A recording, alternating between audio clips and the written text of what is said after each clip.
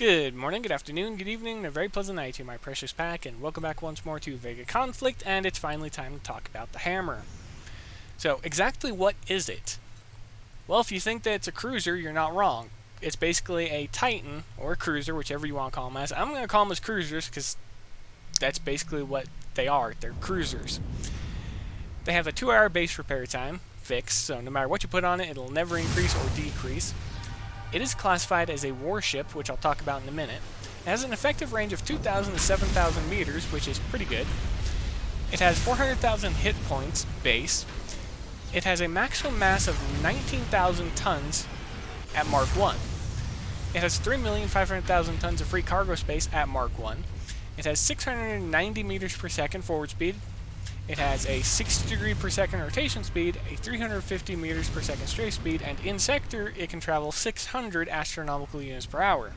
So it's not a slug when it comes to moving around. Now, what is a warship? Well, according to Kixeye, much like the battleship, warships are the gunships of the fleet. Equipped with a devastating arsenal, warships are unable to target multiple ships on their own, utilizing a single large firing arc, which is why I made the reference of them being more or less cruiser-like, because they have a large cruiser firing arc, but are also more durable and agile. Again, more comparable to cruisers than battleships. But in the game, if you add Commander Burr or anything like that, the bonuses will activate because they are classified in the game as a battleship, even though the classification is a warship. Funny, right? Okay, now modifiers. They have a 50% damage increase against both Spectre and Astral Barony vessels. So that's a nice little benefit. Well, not vessels, anything, if I'm not mistaken. Now, they have a weapon mass reduction of 40%, an armor mass reduction of 30%, and a shield mass reduction of 35%. They also do 50% increased damage against shielding, if I'm not mistaken. They have a resurgence value of 20%, which is basic. And they have a shield recharge value of 2% per second. And the reason I go is because the robot's right immediately under it. Recharge delay, a stupid aspect of the game I think that they should just get rid of. They should keep this next statistic though, and that is the shield charge. The shield can recharge from depleted. A lovely benefit, no matter what you see it as.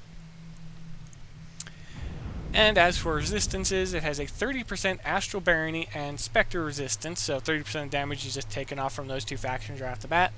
The only other resistances that are notable are the Alien, Plasma, Blight, Nebula resistances at this point, and at this point I think they should just stop saying that because I've never really seen any of them in any of the targets. I think. Maybe in one of the base targets in a recording that I never posted. Other thing I wanted to talk about was the Link Torpedo and the modified targeting, so that's about it.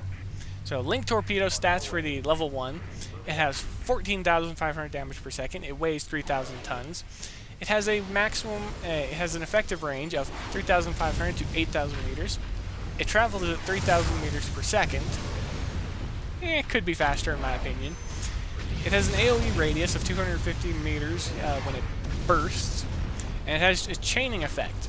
It can chain to 3 targets, and it has a chaining range of 3,000 meters from the initial target and each subsequent target.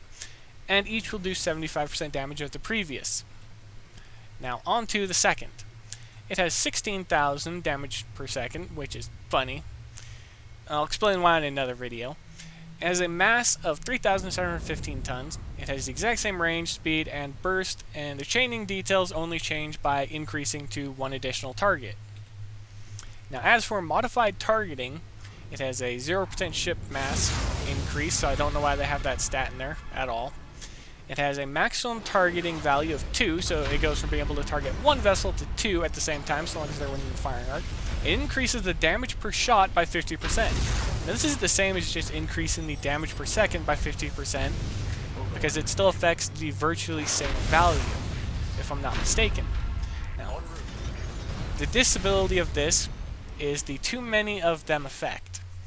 And when you have 4 or more vessels within your firing arc, it'll just reduce the maximum effective range by 30%. So you'll just lose range just for having too many targets. That's it. So, be safe out there in the void, happy hunting, and as always, I'll see you later.